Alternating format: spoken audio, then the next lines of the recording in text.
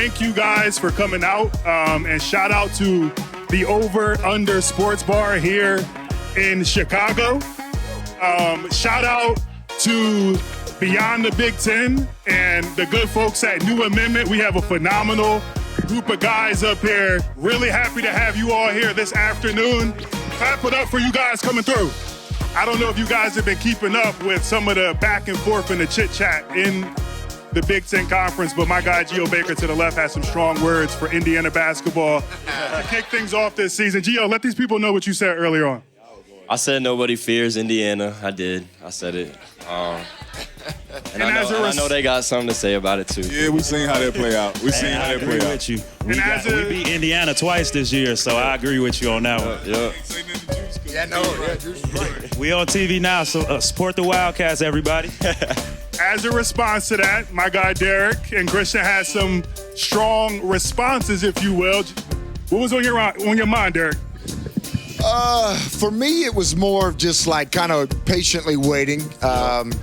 Usually in the Big Ten with us, we're either a first half team or a second half team and a first portion of the Big Ten or a second portion of the Big Ten when we make a run.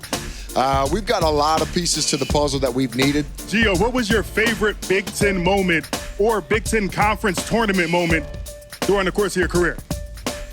Oh, man, I mean, it has to be my freshman year, in Madison Square Garden. We went on a 3-game run, and for the Rutgers fans in the building, you guys know that that year was real rough, man. We only won 3 conference games that season, and then we ended up making the run in the Big Ten tournament, getting to the quarterfinals. Derek, what was your favorite Big Ten Conference moment of memory? Oh, man. Big Ten, obviously, we cut down the nets our senior night against Ohio State. We actually took a loss that night, and a lot of people gave us a lot of shit for that. Rightfully so. It was a little weird for us. We had been through the ups and downs, kind of like what Gio said. Seawat and I's first year in the Big Ten, we won 1 game.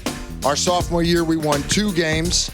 So that senior year kind of was... I don't know how accurate that is. That's pretty damn accurate. I think we won more our sophomore. I don't think so. 2 games? Northwestern was 1, and if you can name another one. 1 game my freshman year, yeah. too. So I think our senior year, we were just so happy to be in that position.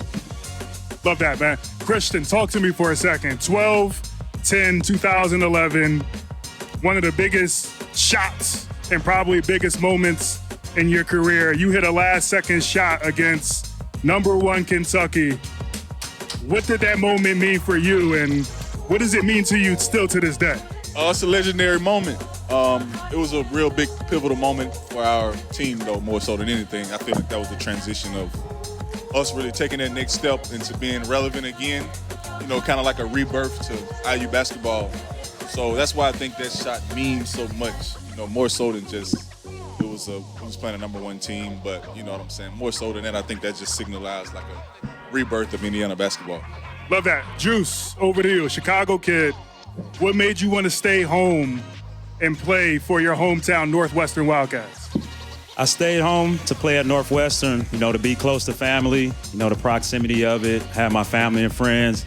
Like now, I got family and friends here supporting, but also understood the education that I could get at Northwestern University and the opportunity to play in the Big Ten. I was able to come in right away from day 1, start as a freshman, and build and grow. And I wanted to be a part of a team that could make it to the NCAA tournament for the first time. And even though we weren't successful, it's great to watch these guys now make it. Beyond the Big Ten is a network of podcasts that aims to be your go-to resource for all things Big Ten. We cover the entire conference with shows hosted by ex-players and athletic alumni, aiming to be your go-to source of information and entertainment for your favorite team.